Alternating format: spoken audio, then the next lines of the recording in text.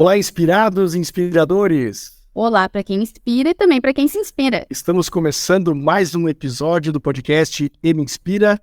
Eu sou o Moa, estou aqui com a Marcela, minha companheira, parceira, dupla de vida e de podcast. Isso aí.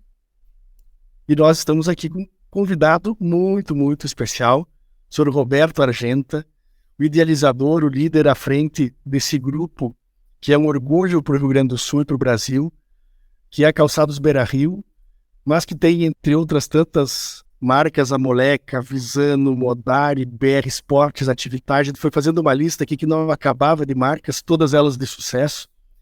E eu já quero antecipadamente aqui, Sr. Roberto, agradecer muito pelo aceite do convite. A gente está realmente muito lisonjeado de poder fazer esse bate-papo, conhecer um pouco da sua trajetória e também das empresas e de outras. A gente vai falar de Termas Romanas, vamos falar da Faculdade Antônio Meneghetti, de outros tantos empreendimentos aí que o senhor idealizou, que liderou. Então, uma satisfação poder bater esse papo e conversar com o senhor. Olá, Moacir, a todos que nos acompanham. Marcela também, é uma alegria muito grande participar desse podcast, desse bate-papo com vocês. Obrigada. Estou à disposição aí. Então, vamos lá, para quem está nos ouvindo, a nossa audiência aí, nos segue nas redes sociais, ativa aí o canal do YouTube para receber sempre o episódio em primeira mão. Eu quero começar, Sr. Roberto, contando um pouco de como eu o conheci pessoalmente, né? O Sr. Roberto já é um empresário conhecidíssimo no Rio Grande do Sul, seja pelas empresas e também por algumas atividades aí mais recentes, né? Políticas, a gente vai falar um pouco, eu quero ter muita curiosidade de saber também um pouco dessa história, mas nós nos conhecemos de uma forma inusitada, no mínimo, pessoalmente. Através da minha empresa de consultoria, que é a Porte Empresarial, nós atendemos diversas empresas no Rio Grande do Sul e Santa Catarina, e uma dessas empresas fez uma convenção, um evento nas Termas Romanas, que é o município ao lado de Santa Maria, deve pertencer a Restinga Seca. Restinga Seca, né? E que é um lugar belíssimo, depois a gente vai falar mais sobre ele. Mas nessa convenção, uma das programações, nós fomos então até as Termas Romanas, que tem um resort, piscinas aquecidas, com água salgada, e fizemos uma atividade para despertar o nosso povo lá, nossa turma, entre 5 e 6 horas da manhã. E nesse episódio, então, o Sr. Roberto, como é de hábito e de costume, foi até as termas para fazer lá a sua atividade diária, e nos brindou uma conversa que não foi uma palestra, mas foi uma conversa de um pouco da trajetória, e foi o que me inspirou e me encorajou, né, a poder fazer esse convite e de fazer com que outras pessoas possam ter a oportunidade de conhecer um pouco da sua história, que certamente é inspirador. Então, mais uma vez, obrigado. E eu quero começar esse bate-papo perguntando assim um pouco, contando um pouco da sua história, da sua trajetória, como é que surgiu a Calçados Beira-Rio. Okay. Até porque do nome, então, contar um pouco dessa trajetória e a gente vai emendando o papo aí. Olha, na verdade, é assim, eu sou natural do interior do distrito de Gramado. Até os 11 anos trabalhei na roça com meus pais. Depois dos 11 aos 18 estudei para padre no seminário em Gravataí. Aí fui morar em Porto Alegre, morando de pensão, etc. Trabalhei em empresas de auditoria contábil, área financeira, e me formei em Ciências Contábeis na Universidade Federal do Rio Grande do Sul. Aí, depois de formado, aí começamos a Calçados Beira-Rio. Era um galpão de madeira coberto de zinco na beira do rio. Por isso o nome Beira-Rio, Rio Paranhama, que passa lá na igrejinha, lá tudo começou. Começamos com 7, 8 empregados, sem máquina, sem dinheiro, enfim, na cara e na coragem. E deu certo. Estamos aí há 47 anos vendendo sapato para o Brasil e para o mundo. Hoje exportamos para 97 países do mundo, mas nossa preferência, 80% do nosso faturamento é mercado brasileiro, é mercado interno. E nossas marcas são muito bem aceitas no Brasil inteiro. Trabalhamos com lojas multimarcas, né? E tem andado bem, esperamos continuar andando bem. A história da Beira-Rio. Olha que bacana. E o nome surgiu porque, como era na beira do rio? Começou na beira do rio. Para você ter uma ideia, no segundo ano da empresa, aí deu uma grande enchente. Na fábrica de madeira, nesse galpão, entrou 1,5 metro de água, né? Aí nós, graças a Deus, estávamos construindo já um prédio um pouquinho ao lado, mas com um nível mais elevado, e aí conseguimos dar continuidade à empresa depois da enchente. E aí foi crescendo, né? E esse foi o primeiro grande desafio. Exatamente. Superar o problema da enchente, né? Até eu morava numa casa alugada na beira do rio, também entrou 1,5 metro de água lá. Mas superando esse problema, nós fomos crescendo. Fomos abrindo uma filial em Osório, depois abrimos em Mato Leitão, em Teutônia, em Roca Salles. Essa região é a terra da minha esposa, e ela é a região do Vale do Taquari, né? Dando continuidade, nós fomos até o Vale do Rio Pardo, em Candelária, né? Então hoje nós temos Sapiranga, tem fábrica também, Novo Hamburgo, no bairro de Novo Hamburgo também tem. Então hoje nós temos 12, digamos assim, unidades produtivas, né? Produzimos em média no ano em torno de 500 mil pares de sapato por dia. E o grande desafio, digamos assim, é vender, né? Se tem venda, a lavoura está salva. Então o grande desafio nosso é conseguir vender toda a nossa produção. E por isso a gente se expandiu para vários países, né? Para, digamos assim, garantir a nossa venda. Perfeito. Deixa eu fazer uma pergunta que fico curiosa também. O senhor deve ter passado inúmeros momentos desafiadores, né? Me conta um assim lá do início que foi um divisor de águas. Ou eu parava de vez, ou eu seguia e crescia. Olha, na verdade, teve momentos sim que faltou dinheiro, enfim, vários problemas, mas eu nunca desisti, né? Persistência, nunca desisti, acreditava que era possível, e eu sabia trabalhar com os meus colaboradores para eles se entusiasmarem, fazer acontecer. Então, teve momentos difíceis sim, mas todos superáveis. E quem começou a Beira Rio, um senhor, né? E o senhor era muito jovem também, né? Que idade o senhor tinha nessa época? Eu devia ter o quê? Uns 25 anos por aí, né?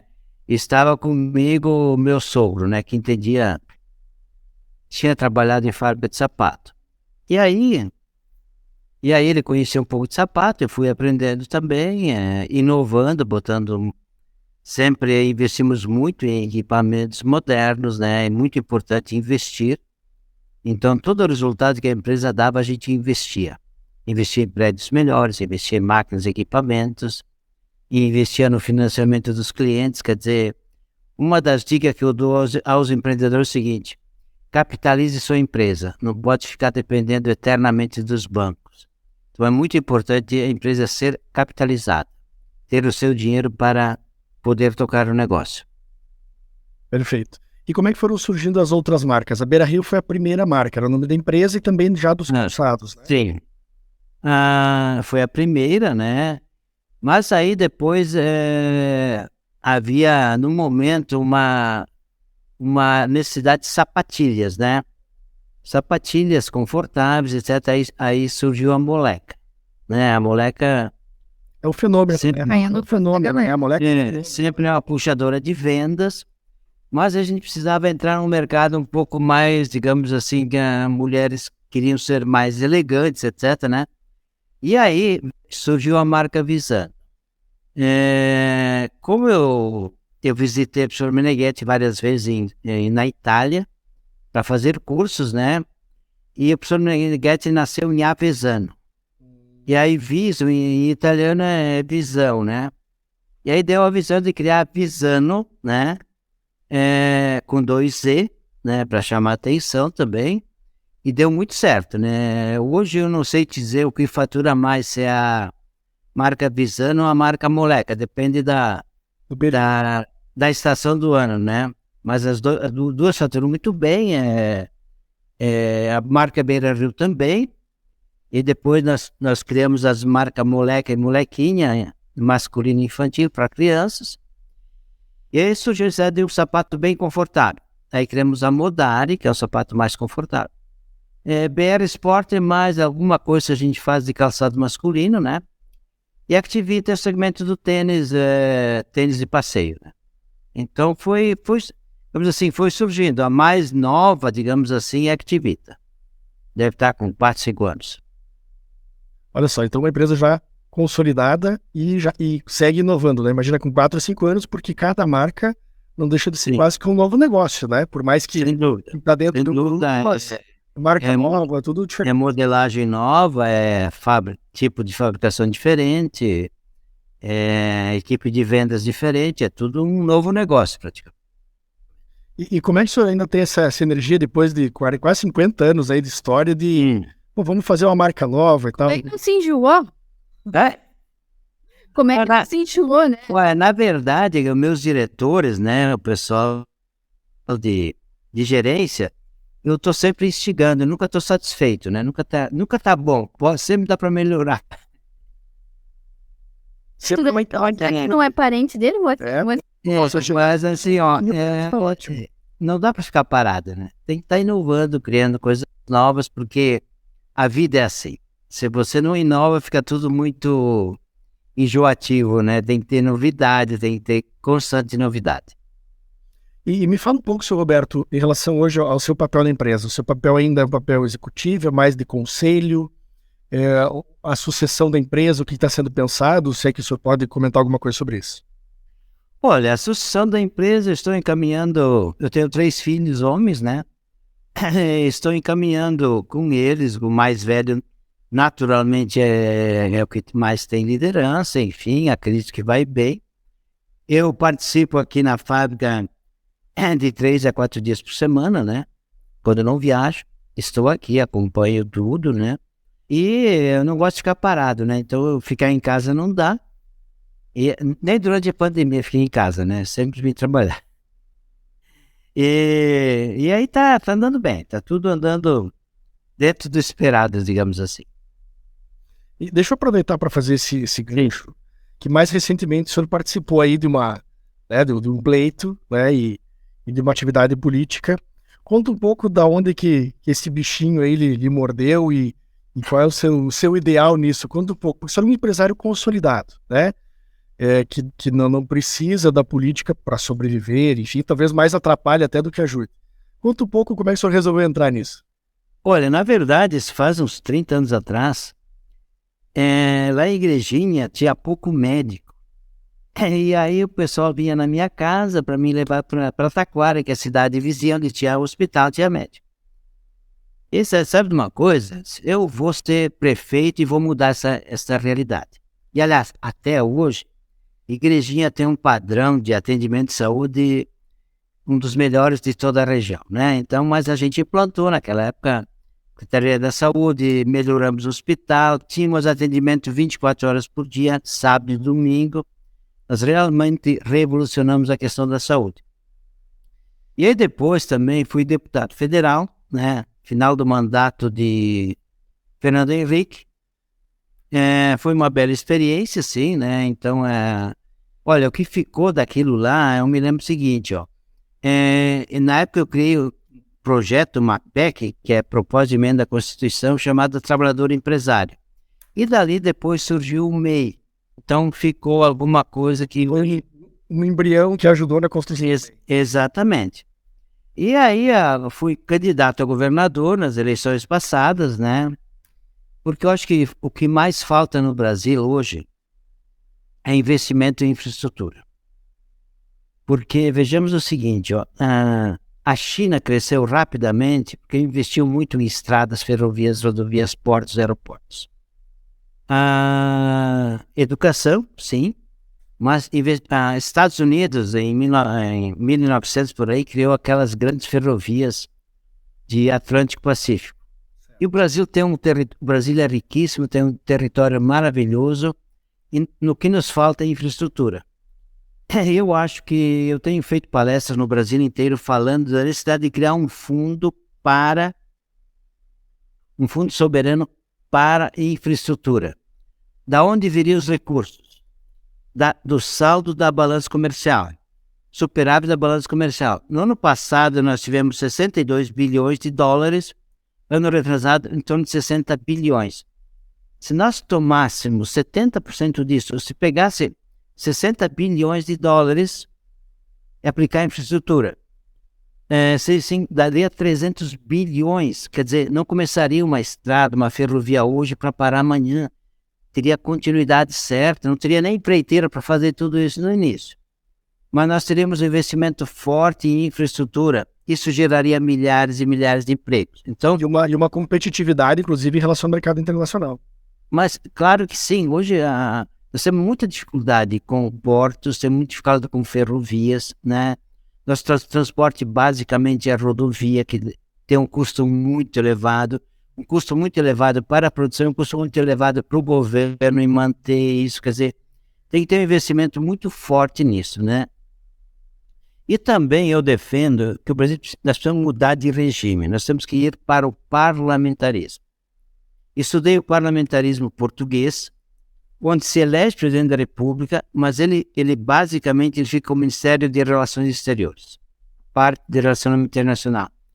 E a Alemanha é assim também, a Alemanha não, mas... e aí tem 15 ministérios. Veja bem, eu como administrador, é impossível você ter 37 ministros, coordenar 37 ministros. Num time de futebol, coordenar 11 jogadores já é muito, né? Então, tu imagina 37. É impraticável. E aí eu acho que tem que ter, no máximo, 15 ministérios, um primeiro-ministro. Nós não vamos viver crises políticas como vivemos até hoje, né? Nós vamos ser muito mais... e tem outra coisa muito mais importante. Com o primeiro-ministro, o deputado se torna também mais responsável. Porque hoje, se o deputado faz um projeto, manda lá para o presidente para ele resolver. Se não fizer, a culpa é do presidente.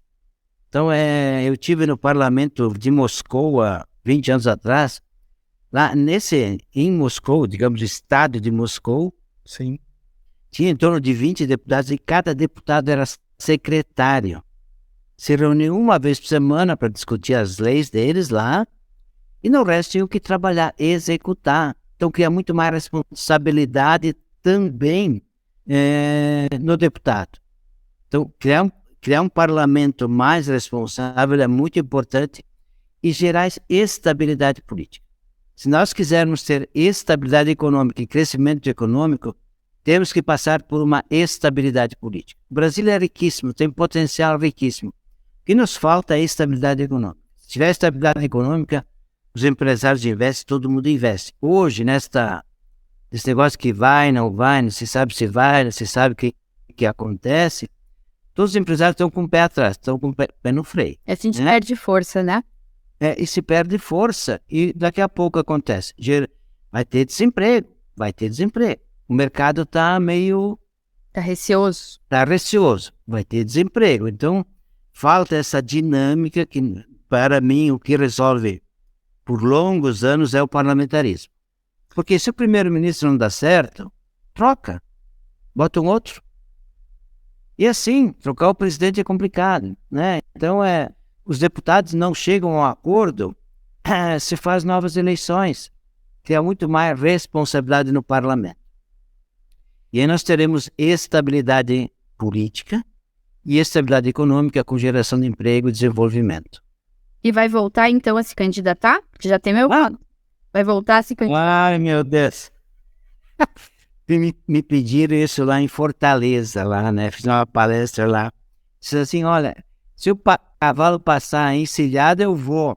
Mas não, mas aqui não é encilhado, aqui é selado. Selado.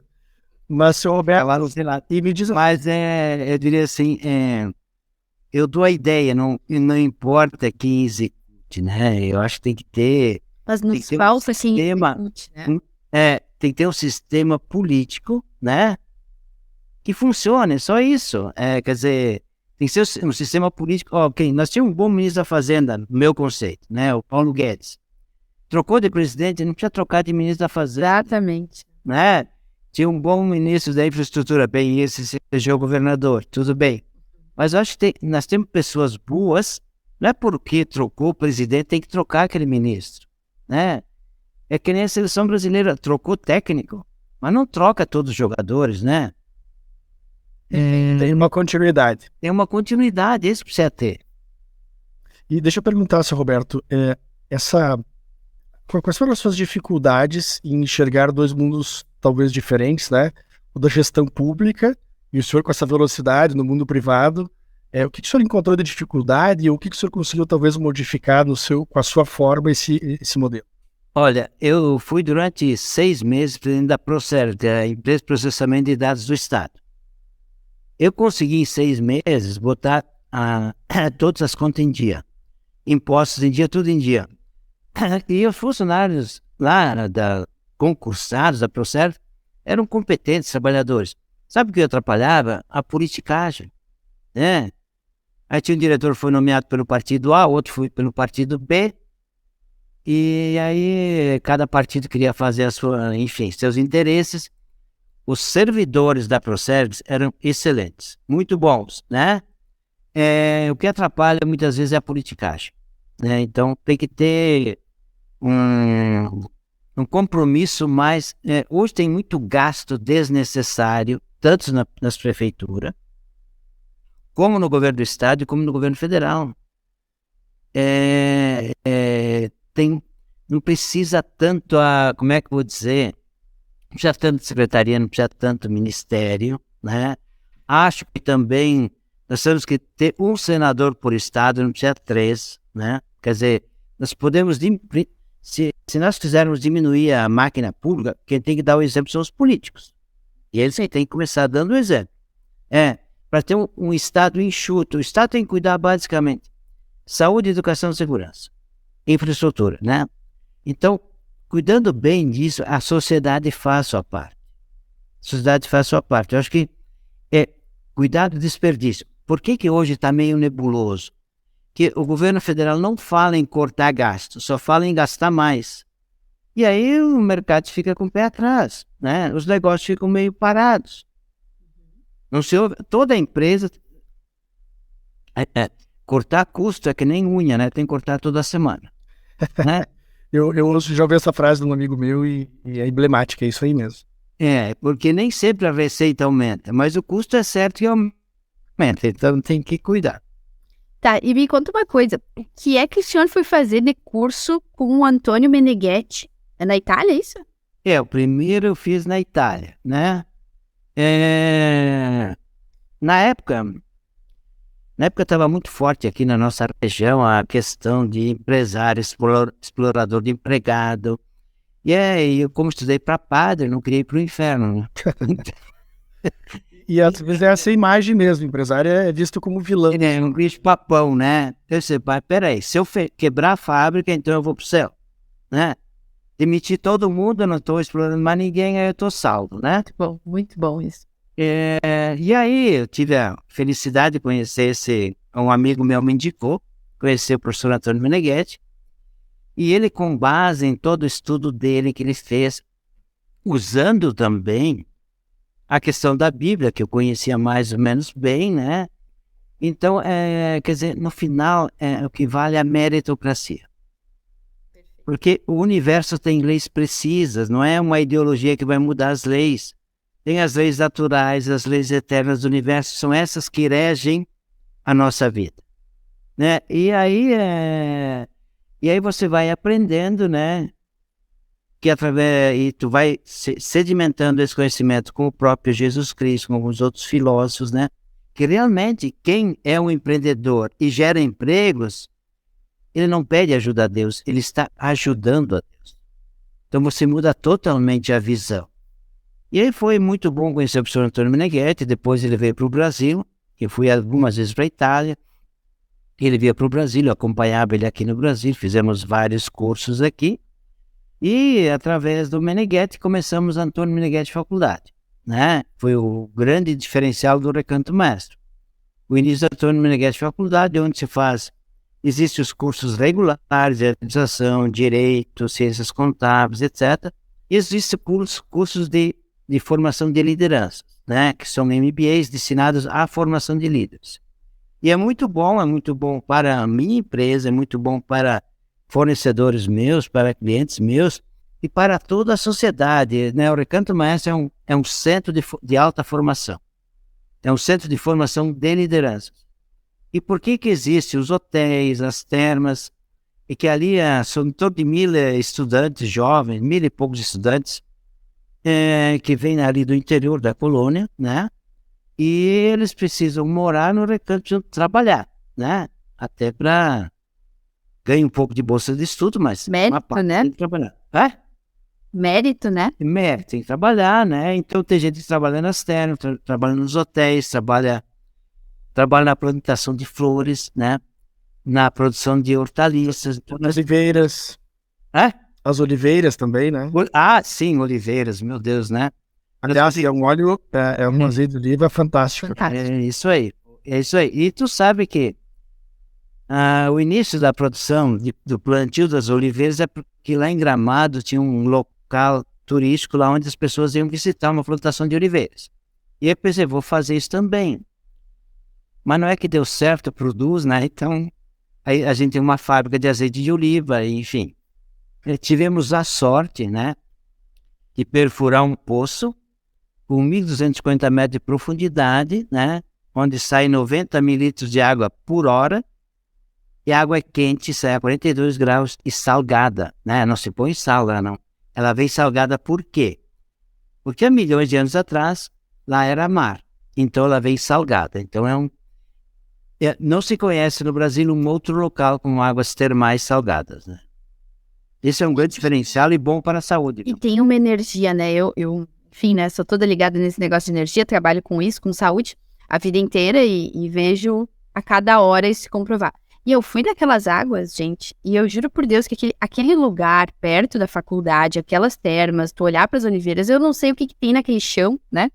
Mas é diferente, tem uma energia diferente. É que, na verdade, o Sr. Meneghetti, ele tinha essa sensibilidade, né? De buscar locais com alta energia positiva. E por isso ele escolheu o Recanto Maestro também, né? Foi uma percepção dele, né? Como ele era um cara muito sábio, muito inteligente, né? E muito focado naquilo que ele queria, deu certo, né? Deu certo. Aliás, teve lá, no fim de semana, eu conversei com o Pedro, né? Da Farmácia São João, ele estava lá, né? Muito feliz com a família dele lá, colocando exatamente isso, né? Tu teve uma ideia meio louca, mas o mais importante é que deu certo. Que deu certo. O seu Pedro, um amigo nosso, a gente esteve agora na inauguração do Centro de Operações em Gravataí, que ele fez uma estrutura fantástica. Sim. Lá. E o Pedro também é uma inspiração. Ele já está convidado, inclusive, para vir aqui, se ele estiver ouvindo. E só que ele estava agora realmente focado na questão do Centro de Operações. Assim que passasse isso, a gente ia conversar sobre uma data. Mas, seu Roberto, deixa eu lhe perguntar uma coisa. Eu não entendo muito tecnicamente, mas 1.250 metros é muita profundidade para o poço. 1 quilômetro e tanto, né? Geralmente se para muito antes, né? Acho que até a viabilidade no sentido, provavelmente aumentando o calor embaixo, broca que quebra, que não, enfim. Sim. Talvez se tivesse parado, e isso me gravou muito na sua história que o senhor nos contou dentro da piscina, né? Lá nas termas. Da metade disso, a 600, 700 metros, eu já não teria isso. Não. O que levou o senhor ia cavar até o centro da Terra? O senhor ia até onde para achar essa água? Olha, na verdade, o professor Meneghetti dizia o seguinte, ele já tinha pedido para fazer um poço, tentar buscar água termal num local próximo dali, né? Mas como aquilo ali era a propriedade que eu tinha comprado, eu vou arriscar aqui, né? Claro que foi difícil, a broca entortou, foi para um lado, deu problema, assim, tivemos que importar um filtro da Johnson & Johnson de 80 metros para filtrar água lá embaixo lá e puxar. Tivemos que trazer uma empresa lá do Rio Grande do Norte, em Mossoró, especializada em poços de petróleo, para depois do poço aberto, colocado os canos, teria que botar o cimento lá para baixo, para o cimento ir subindo, para segmentar bem a canalização, etc. Digamos assim, foi complicado, mas deu certo. É um projeto de engenharia, né, complicado, complexo. Mas assim, foi uma empresa de Canoas que digamos assim, que que fez, claro, aí buscamos, né, o trabalho do pessoal lá do Rio Grande do Norte, né, enfim, a gente foi achando saídas e deu certo. Até vou aproveitar para dar um depoimento, né, eu visitei as termas com a família também, e é um oásis no centro do estado, né, e é muito interessante porque, né, a gente sai de Santa Maria, que é uma cidade grande, enfim, e aí vai indo, daqui a pouco não tem nada, e daqui a pouco surge aquilo no meio, assim, é realmente impactante. É um lugar agradável, com inúmeras piscinas, né, com água aquecida, todas essas propriedades medicinais que o Sr. Roberto comentou, e também de lazer, de família, estrutura hoteleira, né? Até se você puder comentar um pouco, para talvez quem tenha curiosidade, né, de conhecer, de saber um pouco mais. Certo. Tem o Resort Termas Romanas, que tem 360 apartamentos ali, que é no lado das termas. No outro lado do asfalto tem o Hotel Recanto, que lá tem 2 torres, e tem um centro de eventos. É muito utilizado por muitas empresas, especialmente do agronegócio, que se utilizam lá. Além, agora, até daqui a 2 meses, terminamos um galpão do agro, que a gente fala, que o pessoal do agro quer um galpão mais, não quer um restaurante muito chique, né? Eles querem um restaurante que tenha chopp. Mais raiz. Mais raiz, exatamente, né? Então E tem movimentado, né? Tá dando para pagar as contas, ao menos. Viu? Tem movimentado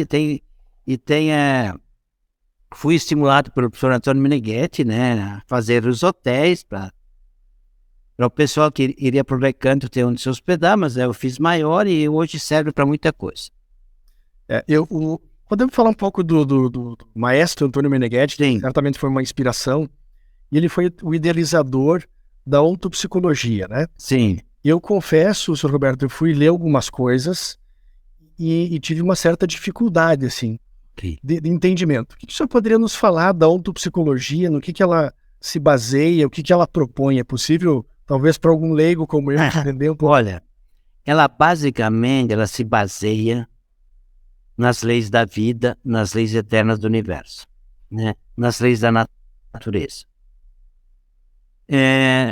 Ponto é o ser universal.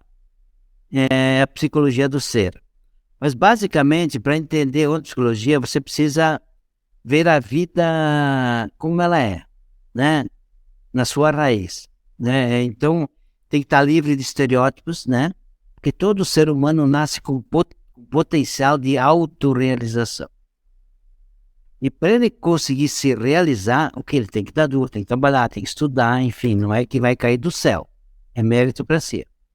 Então tem que trabalhar em cima disto, né? Talvez um dos maiores inimigos do ser humano é o tal do assistencialismo. Na medida que tu fica só o assistencialismo sistêmico, não quer dizer que de vez em quando tem que dar, sim. Mas quando você faz muito assistencialismo, você tira a criatividade das pessoas. Qual é a nossa grande diferença entre os animais, o ser humano e os animais? Nós temos a criatividade. Somos inteligentes e temos criatividade. Não podemos inibir o ser humano de ser criativo, né? Às vezes cria confusão, é verdade, mas é isso que dá a inteligência das pessoas, é a criatividade que o ser humano tem. Este é o grande diferencial. Então a psicologia procura resgatar esses valores. Além disso, o professor Antônio Meneghetti fez 3 descobertas científicas, que é um ensiôntico, que nós poderíamos chamar de alma. O ensiôntico nos dá todas as diretivas necessárias para sermos vencedores, né? É claro que tem técnicas de interpretação de sonhos, tem uma série de coisas que a gente precisa observar no nosso corpo também, né? O que me faz bem e o que não me faz. Então, o ensiôntico é fantástico, né? E aí ele descobriu também que tem a questão do campo semântico. É uma transmissão de energia, ou talvez a palavra certa não é energia, é uma transmissão de pensamento que uma pessoa capta estando com outra pessoa positiva, né? Às vezes sem palavras, né? E além disso tem o tal do monitor de deflexão, né? Que é o que desvia tudo. Muitas vezes é o medo, é a autocensura, que, digamos assim, é o diabo, né? Tem a alma e tem o que desvia, que é o monitor. Então tem que saber isolar. Aí eu tenho uma ideia boa, né? Aí eu tenho uma intuição boa. A intuição é o máximo da inteligência do ser humano. Intus legere, é ler dentro. Ler dentro. Eu tenho uma intuição, vou botar uma fábrica, não sei aonde lá. Aí tá.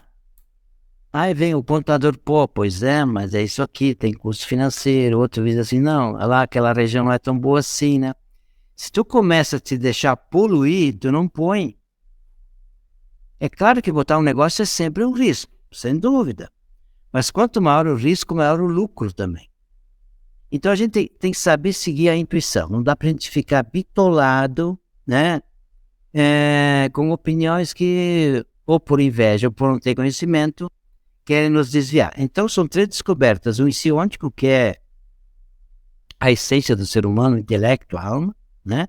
O campo semântico, que é a comunicação entre os seres vivos, né? Que é muito, sem palavras, você consegue se comunicar também com os animais, sem falar, né? E com outros seres humanos também você consegue, né? Então, é saber captar o campo semântico. Você chega numa reunião, tem 5, 6 pessoas. Você automaticamente, se você estiver bem, você sente se naquele ambiente você está sendo bem aceito ou não. Ou está sendo rejeitado. Sem nenhuma palavra, só pela percepção. Exatamente, só pela percepção, né? Então, e o monitor, que é o medo, é o que atrapalha, né? É o medo, prudência é uma coisa, medo é outra coisa, né? Então é o diabinho que sempre diz, não vai dar certo, não vai dar certo, não vai dar certo, né? Então tu tem que saber distinguir o que é o intelecto profundo, a sabedoria profunda, que é do insiôntico, e o que é o diabinho lá que começa a incomodar. Todos nós, por mais que a gente queira, a gente tem que saber se cuidar disso aí, né? Então então é uma ciência nova que está sendo devagarzinho divulgada. Aliás, quem quiser entender um pouco mais, o livro que eu aconselho é Psicologia do Líder, é o mais vendido no mundo, né? Especialmente na China é muito vendido esse livro, né? O senhor lembra quem é o autor? É Antônio Meneghetti. Ah, é dele mesmo. É dele mesmo, tá? Agora eu não sei te dizer o site que eu tenho que entrar, mas entrar lá no site lá da faculdade ou da fundação, você vai conseguir comprar. Vale a pena. Ótima dica. Eu estou lendo esse livro há 20 e tantos anos, tá? E ainda aprendendo. E sempre aprendendo. Sempre aprendendo. E o senhor acredita que essa filosofia que o senhor entrou em contato tão cedo, tão jovem, e que acabou, obviamente, trazendo para o Brasil, ela tem influenciado diretamente no sucesso da sua marca? Sem dúvida nenhuma. Não tenho dúvida nenhuma, né? O Sr. Meneghetti, para mim, foi um grande mestre enquanto ele estava vivo, me dava muitas dicas, né? E agora tem os livros dele.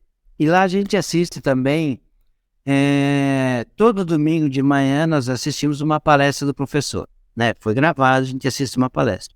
Então isso é muito bom, e muitos empresários assistem e tem resultados altamente positivos. Ele já é falecido há quantos anos? 2013. Ah, é recente, relativamente recente, 10 anos. Isso. Bacana. Mas olha só. Vale a pena ler o livro. Agora eu fiquei bem curiosa. Vale a pena, é diferenciado, tá? É diferenciado. Com certeza tem uma lista de leitura. Tem vários livros, tá? Tem Psicologia do Líder, sim. Aí tem um especial para as mulheres também, tem para os homens, né? É interessante que para os homens é um livrinho bem fininho, assim. Para as mulheres é mais complicado, parece. Uma bíblia. Mas, seu Roberto, olha só, duas passagens que eu quero contar. Uma, que na minha atividade profissional, na consultoria, eu havia de uma forma empírica, mas percebido isso, assim, que alguns empreendedores, eles têm algumas coisas diferentes. Eu chamava de feeling, né? Ou intuição, né? Como o senhor está trazendo. Que às vezes é isso, assim, né? Que é uma percepção diferente, que às vezes, assim, quando a gente coloca no papel, parece que aquilo, do ponto de vista racional, não é tão viável, por exemplo. Sim. Mas o empreendedor, ele vai, organiza e parece que tudo conspira para aquilo acontecer. Né? Talvez um pouco Mas do que eu já observei, é o que o senhor está explicando aí, né? Veja bem, é a capacidade do ser humano que é ilimitada, né? Eu já disse, nós somos regidos pelas leis universais, pelas leis eternas do universo. Se a gente consegue ficar com a cabeça limpa nisso aí, o erro é quase impossível, né? Claro que a gente erra, mas é que nem todo dia a gente está bem calibrado, né? Mas assim, olha, assim, conseguindo saber que existem leis universais, você é regido por elas, se você ficar fiel, você vai ter sucesso. Você vai ter. Então a gente quer convidar, tem gente de Passo Fundo que estuda na faculdade, faz MBA. Tem um amigo meu que foi e eu fiquei muito curiosa, fiquei pensando, o que é que ele foi estudar de psicologia? Lá de Lajeado, viu? Lá de Lajeado, sabe que tu deve conhecer o Dúlios, né? Lojas Dúlios. Claro. Claro que sim. Entendeu? Então, Dúlios. Aliás, ele tá fazendo faculdade de psicologia agora. Que legal, que legal. Ele é uma pessoa também de uma energia. Aliás, é um convidado pra gente ter aqui, né? Ele é um queridão também. É verdade. E outra passagem, só repetindo a história, que agora o senhor falando, eu fiquei pensando, né? Eu tinha lá o meu defletor, como é que é o terceiro item ali? Monitor de deflexão. Monitor de deflexão. No dia que a gente tava lá na piscina, eu fiquei pensando assim, e aí olha como é isso, né? Mas o que o Roberto foi pensar, ele nem me conhece, eu convidar para um episódio, e tinha 1000 coisas me dizendo que não, e um medo, né? Então, claro, não estou falando aqui de algo tão grandioso, mas vejo como nas coisas simples, talvez se naquele momento eu não tivesse criado aquela coragem, a gente não estaria aqui conversando, e talvez muitas pessoas no Brasil que hoje estão ouvindo sobre várias coisas interessantes não teriam, talvez, essa oportunidade, né? Então, às vezes como uma decisão muda tudo. Eu estou lendo um livro agora do Flávio Augusto, que é Ponto de Inflexão, e ele fala isso, às vezes uma decisão que a gente toma, ela ajuda a tomar um outro rumo e muda a nossa vida e a vida das pessoas. Sem dúvida, né? Quer dizer, você precisa acreditar nos seus sonhos, né? Claro, tem que ter racionalidade, sim. Mas muita coisa às vezes é meio irracional, sim. Quer dizer, você tem que apostar que vai dar certo. Quando você aposta que vai dar certo, você está botando uma energia diferenciada. Não é força, é uma energia intelectual, uma energia inteligente, que aí entra o campo semântico, a força do campo semântico, né? Pô, eu quero falar com aquele cara lá, vai dar certo, quer dizer, se você teve essa intuição, vai dar. Não pode ter medo. Medo é o demônio, viu? Prudência é uma virtude, medo é o diabinho. Olha só que bacana. Bem, Sr. Roberto, a gente ficaria horas aqui conversando, mas eu sei que o senhor tem, né, certamente muitos compromissos, muitas atividades. Mas eu quero agradecer imensamente. Foi muito agradável a nossa conversa, viu? Da mesma forma. Eu tenho dito em alguns programas, alguns episódios, que a gente não sabe quem vai ouvir isso Brasil afora, eventualmente mundo afora, porque esse episódio vai estar no Spotify, enfim. Uhum.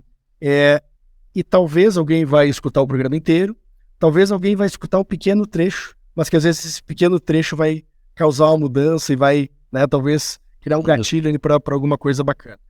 Então, quero agradecer, quero também lhe parabenizar, né, por toda essa trajetória empresarial, pelo espírito também voluntário, né, de certa forma, de participar de coisas... Deixar um legado. De deixar um legado que não é só de acumular talvez riqueza, né? O senhor poderia estar muito tranquilo hoje, talvez, né, com uma vida digna, enfim, mas de compartilhar algumas coisas, dedicando tempo, porque vamos lá, né, a Faculdade Antônio Meneghetti, que certamente ela está se pagando e eventualmente gerando também renda para as pessoas, mas talvez comparado ao tamanho que o senhor tem hoje da Beira Rio, ela é um pequeno negócio, né? Sim.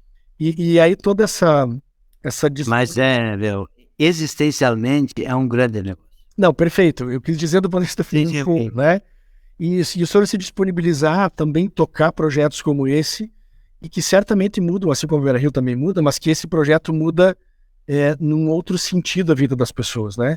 No sentido da consciência, da prosperidade. Olha, Moacir, o que mais me dá prazer na vida, primeiro é gerar empregos. né? E segundo é formar a gente. Então, eu tenho viajado janeiro, fevereiro, março, o Brasil inteiro fazendo palestras, né?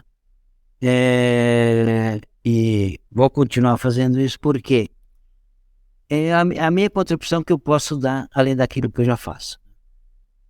E uma coisa, estou com alma serena e tranquila, né? Até hoje eu fiz bastante, mas dá muito para fazer muito mais.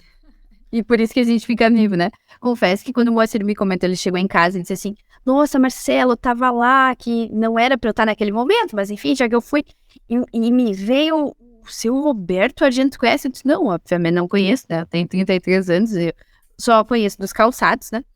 E ele foi me explicando e ele disse, não, e eu vou marcar um podcast. Eu pensei, bem capaz que o homem vai querer falar com nós, pobres mortais, né? E aí, pois enfim, a gente conseguiu marcar. E no dia de hoje, eu tenho uma empresa chamada Merece. Então, eu estudo e vem da minha criação, essa questão do mérito, ela tá no meu sangue, ela tá no meu DNA. E quando o senhor falou assim sobre o mérito, eu pensei, mas ele tá de brincadeira comigo. Porque eu esperava um homem duro, um homem focado em lucro, número, um homem que apanhou muito de toda a história calçadista no Rio Grande do Sul, que eu, por ser do Vale do Taquari, eu vi muita empresa de calçado fechar e demitir pessoas em 2 dias e colocar essas famílias, enfim, numa situação de raiva do calçado, da história do calçado no Rio Grande do Sul, né? Então, a memória que eu tinha era de uma pessoa fria, era de um dono de uma indústria de calçado que não pensava nas famílias, né? E hoje eu ressignifiquei isso, e não sei se a gente, com certeza a senhora acredita, mas com certeza esse podcast foi pra mim, viu? Que bom. Mas olha, veja bem assim, ó, para terminar, tá? A gente abriu durante esse ano passado também, vários ateliês, né? Ali na região, pequena, às vezes um funcionário nosso, que era supervisor, queria crescer e botou um ateliê com 20, 30 pessoas lá numa cidadezinha próxima, né? Eu fui em alguns desses locais. É maravilhoso. Isso é maravilhoso, você dá oportunidade para as pessoas. Hoje, vocês têm quantos fornecedores? Eu lembro que você me falou esse número e fiquei impressionado. Olha, nós temos em torno de 380 ateliês, né? Que são empresas que prestam serviço para nós. Fornecedores, deve ter em torno de 1.500 fornecedores, né? Clientes, em torno de 27 mil clientes, 97 países, tá? Mas 80% é faturado para o Brasil, tá? Então, empregados diretos dá quase 10 mil agora, tá? Indiretos nos ateliês dá mais ou menos uns 16, 17 mil. Então, é muita responsabilidade também, né? Por isso eu digo assim, o principal é vender, porque se tem venda, a lavoura está salva, né? Então, a gente precisa vender, e o trabalho de vender todo dia tem que estar vendendo, né? Todo dia ele zera, né? É? Todo dia ele parte do zero. Exatamente. Mas é legal, vale a pena. Então, seu Roberto, vou mais uma vez agradecer, deixar talvez uma pergunta para ficar talvez o registro aqui. Como é que o senhor se imagina nos próximos anos, né? O senhor já não é mais um garoto, mas está cheio de vitalidade, energia e deve chegar aos 100 anos aí no mínimo. Não sei. O que o senhor imagina aí para os próximos anos? Olha, Da sua vida. Preciso ter novidades, tá? Não sei o que vai ser, mas eu preciso fazer coisas novas também, né? A Beira Rio está indo bem, aqui tem que acompanhar, o Recanto está indo bem, a faculdade está indo bem, né? A produção de azeite de oliva está indo bem, né? O que eu vou fazer de novo? Não sei, né? Alguma coisa vai acontecer que eu preciso ser útil, né? Melhor líder é aquele que melhor sabe servir. Então eu preciso ser útil. E, apesar da idade, né, eu preciso me movimentar, porque água parada apodrece, né? Então, eu preciso ser água corrente, que dá vida. E é isso que eu quero fazer, né? Aonde for, eu vou fazer. Bacana. Aonde for, eu vou fazer. Vou tentar contribuir com esse país maravilhoso que é o Brasil. Ai, olha, isso seria um ótimo legado, viu? Dar uma misturada na política novamente, seria um ganho pro Brasil. Vamos ver. Não sei o que vai ser, mas vai ser alguma coisa boa. Amém. Que bacana. Bem, esse é o propósito do Me Inspira. Inspirar. Eu saio daqui, sinceramente, Roberto, assim, renovado, motivado, né, de ouvir a sua história, de aprender, né, tantas coisas e com orgulho, por que não dizer, de ter, né, um empresário, mas principalmente um ser humano como o senhor, do próximo, né? É muito mais do que calçado. É muito mais do que calçado. O calçado Mas assim, ó, foi um acaso. não esqueçam, comprem o livro Psicologia do Líder, tá? Tá anotado aqui já. Lá na Fundação Faculdade Antônio Negretti, tu vai achar como comprar. Vale a pena. Agradecer também a nossa audiência. Eu quero agradecer a todos vocês que nos acompanharam. Fiquei muito feliz com esse momento curtindo aí com vocês. Muito obrigado. E eu quero agradecer a Délis, nossa secretária. Délis, sim. Agradecer a Délis, ela foi assim muito solista. Ela que sabe organizar essas coisas porque eu não sei fazer, né? Então, um agradecimento também para ela aí, que foi muito querida e nos ajudou. Para nossa audiência, espero que tenha sido tão prazeroso quanto foi para nós. Cumprimos certamente o nosso propósito de inspirar pessoas, empresários, empreendedores a seguirem, né, nos seus projetos, ouvindo, né, a partir dessas histórias de persistência, de coragem, de superação, que nos inspiram para seguir adiante. Então, seu Roberto, obrigado, valeu demais. Muito obrigada. Valeu, um grande abraço a todos, muito obrigado. Um grande abraço, valeu. Até a casa vai me inspirar, valeu.